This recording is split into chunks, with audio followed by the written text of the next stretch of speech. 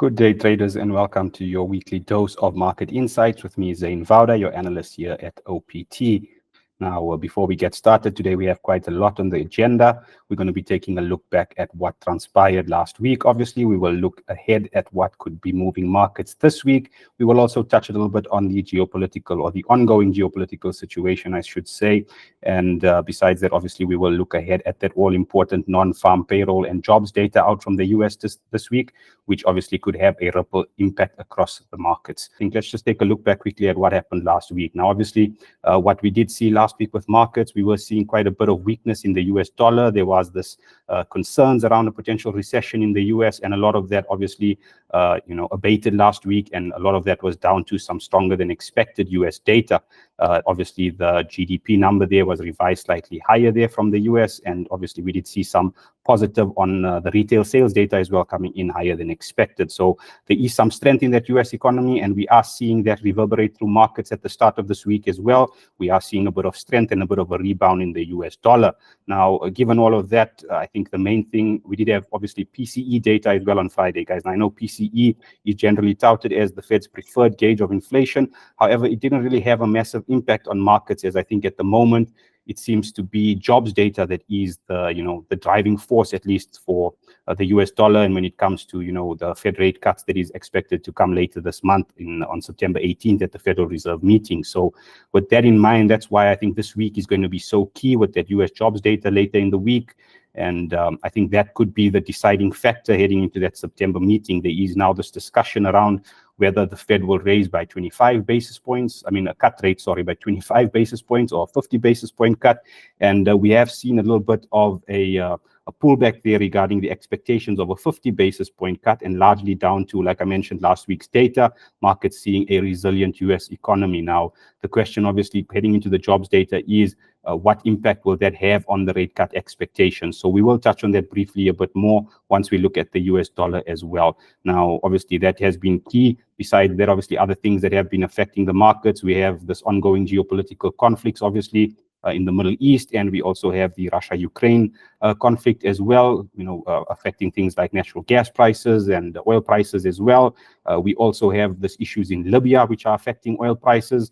And then obviously the main Middle East conflict there, and the potential for escalation there, and a wider regional conflict still remains without any deal between Israel and the Palestinians there over Gaza. So until we get some sort of ceasefire deal there, that risk premium will stay, especially when it comes to oil prices. We could see that that risk premium providing some form of support for oil prices. We are seeing a bit of a dip in oil prices today, which we will touch on shortly. And despite obviously that dip, like I said, there is a chance that, these drops in oil prices might be short-lived at the moment because of what we are seeing with the Middle East conflict and the potential for escalation there.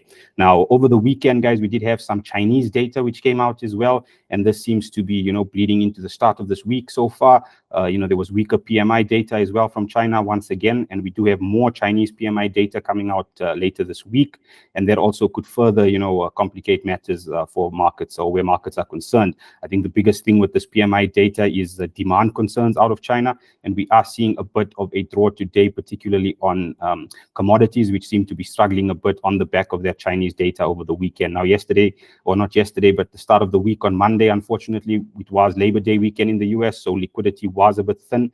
Since then, however, we are seeing a bit more of a move here when it comes to what we are seeing on the commodities front anyway. We are seeing drops in copper, silver, gold as well, dipping and struggling to hold above the $2,500 an ounce mark at the moment. So it will be interesting to see how that Chinese demand concerns play in. And obviously, Chinese demand is also affecting oil prices here at the start of the week slightly. But as we mentioned, obviously, there is that floor based on the risk premium when it comes to oil prices as well. So quite a lot to consider, guys, as I mentioned, looking forward and looking at what has transpired already. But if we can quickly now switch over, and if I can share my calendar with you guys to give you guys a little bit more insight here. Let's pull that up for a second, and yes, we should be able to see that screen now on the calendar. There we go. So as you guys can see, guys, looking ahead to Wednesday, we do have some GDP growth data out of Australia, which should also be pretty important for the Aussie dollar there, given obviously that the RBA, are one of the few central banks besides the Bank of Japan that were considering rate hikes instead of rate cuts, given the poor performance that the Aussie economy has been experiencing there, especially when it comes to inflation. The Australian economy struggling to rein in inflation as much as its G7 counterparts there. So there was obviously some positives there last week on that Australian inflation number, which moderated slightly. It wasn't a huge gain, but obviously not moving higher, which is obviously a positive for the Reserve Bank of Australia. So this GDP number will be interesting to gauge. I think consensus here has it at a 0.3%. I'm not sure. That might be a bit optimistic. I'm looking at more something similar to the 0.1% we had in the previous print, or the previous quarter, basically the Q1 GDP of 0.1%. But it will be interesting to see how that data pans out. Now, Aussie dollar, US dollar also at a critical, testing critical areas of resistance at the moment as the Aussie put in gains against the greenback.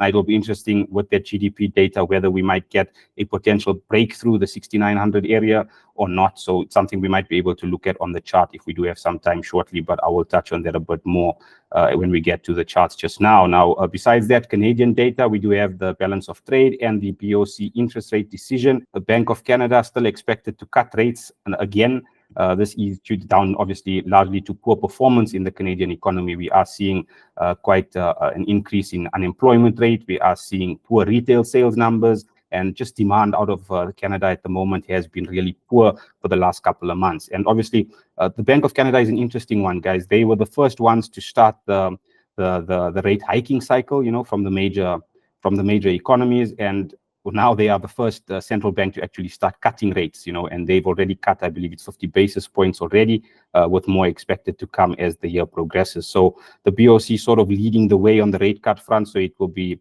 you know, another interesting data point to keep an eye on this week. Further jobs data as well on Wednesday from the US. ISM services PMI data on Thursday out of the US, but as we mentioned, the biggest event this week, guys, is likely to be that non-farm payrolls print on Friday. Unemployment rate as well will factor in. Now, the reason this data point is going to be so important, guys, is that we did have that massive downgrade 2 weeks ago, I believe it was, from the Bureau of Labor Statistics in the United States, where they said that obviously over the 12-month period up until March this year, the job gains were not as good as they had previously reported on, and the numbers were downgraded significantly by around 800,000 jobs. Now, that downgrade was the largest downgrade that we have seen since the global financial crisis, and that obviously was what sparked a renewed dollar sell-off and obviously increased expectations of a potential 50 basis point cut from the Federal Reserve, and most of that obviously down to fears of a recession in the US. However, as I mentioned last week, the data was quite positive for the US, GDP, retail sales as well, showing that demand and, you know, consumer spending also from the PCE data remains quite robust in the US. Now, that obviously, allayed a bit of that recessionary fear. So apologies, guys. This jobs data and the NFP number, if it exceeds expectations by quite a bit, I do expect markets to rein in that 50 basis point cut, and that should solidify a 25 basis point cut from the Fed at the September 18th meeting. That would also probably lend some support to the US dollar, which has been on quite a spiral to the downside over the past couple of weeks. So that's why it will be key. Now, obviously, if we do get a significant miss, guys, to the downside on that non-farm payroll number, and if, for example, the unemployment rate even ticks higher, then this is something that could, you know, bring that recessionary fear back into the discussion. And then it will be interesting to see moving forward, how do Fed policymakers deal with that as that September meeting approaches. As it stands, looking at what we've heard from Fed policymakers over the past couple of weeks, most Fed policymakers, you know, have been avoiding discussion around 25 basis points versus 50. However, the few that have touched on it have said that they wouldn't like to begin the rate cut cycle with a 50 basis point cut. So, there isn't a lot of, at least from the Fed side at the moment, there isn't a lot of conviction regarding a 50 basis point cut at the September meeting. 25 seems to be more in line with what, the policymakers are looking at. But like I said, a major miss on the data here could significantly alter the way Fed policymakers make their decision at the September 18th meeting. So quite a bit there, like I said, to digest, guys. But yeah, now that the calendar is out of the way, I think we can go to what we always enjoy the most, or at least what I enjoy the most, and that would definitely be some charting. So as you can see here on the US dollar index chart here, we have quite a bit to unpack. Obviously, that huge sell-off, as I mentioned, that we did have now towards the back end of August. Quite a bit there moving down right into this key area or support area here around the 100.50 mark. Now, obviously, the 100 level on the dollar index is quite a key psychological level. So the fact that we haven't yet tested that level, I think it's a positive for the dollar, at least, especially given the rally we are seeing since then. However, it is important to note that these lows here, just around that 100.50 mark, was 13-month lows. I believe it was July. Let's take a look back quickly, guys. I think it was July last year levels. Yes. So by breaking below the support area that we had here at 100.622, the previous time we traded here was obviously, yes, July 2023. As we can see here, as far back as July 2023 was the last time we tested these levels around the 100.50 mark. So still a significant downside move for the dollar, guys. But as you can see, last week's data, kickstarting a bit of a rebound here in the dollar index. And obviously, there is some key levels to pay attention to up ahead. We do have this 102.160 area here, which was the swing low on the 5th of August. That was that original market sell-off which we had at the beginning of the month of August, and that level could prove key here to whether this rally on the dollar index continues or not. Now, something else to touch on here, guys, that I thought might be of interest. Historically, I like to look at seasonality when it comes to trading, and historically, September, October, generally quite positive months for the US dollar. Whereas when you look at things like bonds, gold, the S&P 500, historically, they tend to struggle in the month of September and October. Now, this is even more so during election years. If we can quickly, I would like to switch over to this chart here that might give you guys some insight. Okay, so we can see this. Yes, here we go, guys. Now, this is S&P 500 seasonality from 1976 to 2023, an average. Now, if you take a look at this, guys, we can see, seasonality here during the month of September and October. We usually have quite a significant sell-off in the S&P 500. Now, this, if we look at the US dollar, unfortunately, I don't have it on this chart, but historically, I have looked at the chart before. The US dollar during the period of September, October actually tends to perform slightly better. So, and that goes in line with what we usually see is that when equities fall, we usually get some strength in the US dollar. So, this is something to ponder, guys. I think moving forward, as you can see, we do have a slight uptick just before we head into that November election period, and then that usually continues right through towards the end of the year. A lot of that, what obviously around the December time is usually termed as the center rally, if you will. So something to pay attention to there, guys, especially when it comes to the dollar index and the S&P 500 and US equities in general. As I mentioned, gold as well follows a similar trend. So something to pay attention to there when it comes to like I said, the dollar index has already been on quite a significant run here at the start of the month or from the back end of August. So, based on seasonality, that would suggest that the trend could continue, but obviously there's no guarantee. Seasonality is not really an exact science. Sometimes it works, sometimes it doesn't. It's just, I think, an interesting data point that you could use when you incorporate it with your trading as well. So pay attention to that. And yeah, if we can move towards back towards the charts, guys, and if we take a look here, guys, we have Euro USD, another interesting pair, obviously largely driven by what we have been seeing on that dollar index. Now, obviously, there was that significant run higher for the euro there when the dollar index experienced that lull and a little bit of weakness that obviously put us right up to this 112 or very close to the 112 handle here, which was a key area of resistance in the past. Now, since then, obviously, we have pulled back, guys. There is some, key levels to look out for on the downside here. We have this 110 psychological level, and then below that, we do have this long-term descending trend line, which might come back into focus here. Obviously, after the breakout, retest, and continuation, we might get, another retest of this trend line. However, now, obviously, coming back towards the trend line there, the more times we test such trend lines in such key areas, the more likely we are to break through it. So having already tested that area once before, around 109.50, I think my bigger question will be, will this level hold this time around, or are we going to break through and maybe make a run for this 100-day MA all the way down here at 108.50? Now, yeah, like I said, nothing really besides that, guys, to pay attention to. Data out of the euro area remains quite weak, and that obviously is adding some pressure onto the euro currency as well. Besides Euro USD, guys, USD Yen has been an interesting pair, which with a lot of interest around it. Also, if you look at US dollar yen actually and the dollar index chart, there is quite a bit of similarity in the recent rally to the upside. So, USD yen was on a 4-day winning streak. There has been some pullback today in the early hours of trading as well. So it will be interesting to see moving forward if we are finally able to retest that key 150 psychological level. Obviously, looking forward and moving later into the year, guys, I think the yen is poised for further gains against the greenback, and that's largely because of the diverging paths which the two central banks are on, with the Federal Reserve looking to aggressively cut rates, most probably in the fourth quarter, whereas the Bank of Japan at this stage are looking to normalize their policy and keep increasing interest rates. So a little bit of the fundamental side there that might come in. On the upside, like I mentioned, guys, 150 is a very, very important psychological level here where the yen is concerned. So if we do reach back up to that level there, then I would suggest paying attention. Down at this 145 area of support as well, guys, we could bounce from here. It is a good, also another key area of, support here down. A demand zone, if you will. So we could really get some buying pressure if price does retest that 145 handle, but only time will tell on that as well.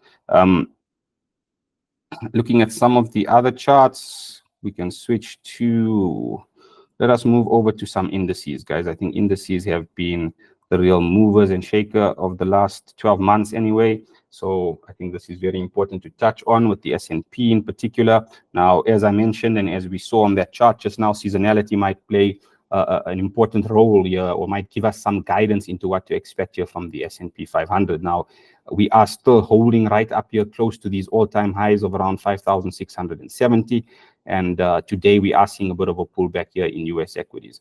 I don't really know if we have enough juice at the moment to break above this 5670 all-time highs. I think if the jobs data supports the indexes, then obviously we could see a push beyond that 5669 handle. Whereas, conversely, if obviously the data doesn't come out in favor, then we could very well see further declines here on the S&P. For example, an increase in unemployment rate and an increase in or miss of the jobless claims number, could signal, give or flash warning signs of a recession once more, and that obviously could weigh on the S&P 500 moving forward. So like I said, on the downside, guys, I'm still keeping my eye on 5540 or 5538 as an area of interest. And on the upside, obviously, we have that all-time highs. In between here, it's just a range that's been brewing for quite some time, and I think the longer markets stay here. Historically, it tells us that when a breakout finally occurs after a long period of consolidation, the breakout is usually quite aggressive. So something to bear in mind there if we do push out of these levels. The NASDAQ, guys, pretty similar, nothing much difference when you look at the technicals. It's quite a similar story, as you guys can see over here.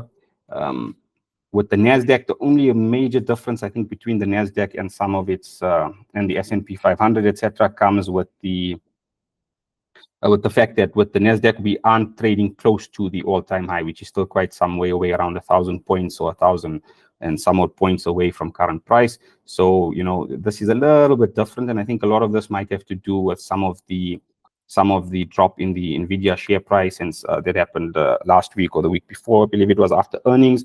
And then obviously the recessionary fears and, fears that the AI revolution and tech companies might be in a bit of a bubble as well, just keeping market participants cautious ahead of that September meeting. Just to touch on that again, guys, my biggest concern heading into that September meeting really is how much of, of this rate cuts have already been priced in, because what we are seeing at the moment from the S&P, the NASDAQ, it's something we have seen over the past couple of years.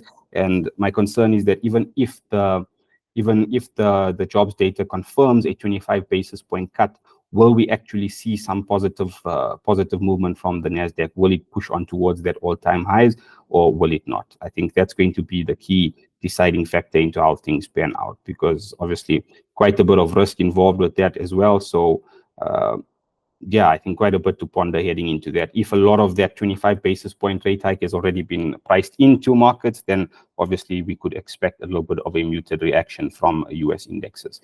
Now, moving on, guys, lastly, I think just to touch on commodities quickly, because the commodities front has been really intriguing. And obviously there's a lot going on the commodities front from a geopolitical perspective as well. Gold prices, there we go. Right, traders. So as you can see here, guys, we do have the gold chart up here. Now, gold today really struggling here, rejecting at this 2,500 handle, coming all the way back down here to around, what are we trading at? I believe 2586 lows we just stepped into a short while ago. So will be interesting to see how this or was it 2484? Apologies, guys. Now, looking at the technicals, guys, I did write an article about this last week where I focused on this triangle pattern that had formed, and we did have the breakout, we did have a little bit of a consolidation, and then we did have a push higher, which basically made what you would say equal highs or potential double top here on gold on the 4-hour. And then we did push finally lower. Now, usually, guys, when we're working with triangle patterns like this, your target or your overall take profit level, we usually use the mouth of the triangle, which would be obviously from here all the way up to there. And then that would be how we would determine our potential take profit area. So based on that, guys, if we look at the top here at 25.31 and the bottom here at 24.70, that's about 60 points or so. Now, that 60-point move, I don't think we've had, or, I don't think we're going to have one of those, or we haven't had one of those yet. So there is still a chance that, looking at from the highs here, 25.26 to 24.84, that's about 40 points, guys. So there's still potential for another 20 points or a $20 move to the downside, sorry. Not points, but effectively a $20 move to the downside, which would bring gold very, very close to this level, which I have marked off down here, this key level that I'm looking at here around 24.73, which could serve as a significant area of support. Now, below that level, guys, we do have this 200-day moving average around 21.51.55, which at the moment is just above the psychological 24.50 mark. So quite a bit of confluences to keep an eye on in this area. Now, gold at the moment, guys, not really catching a lot of safe haven bids.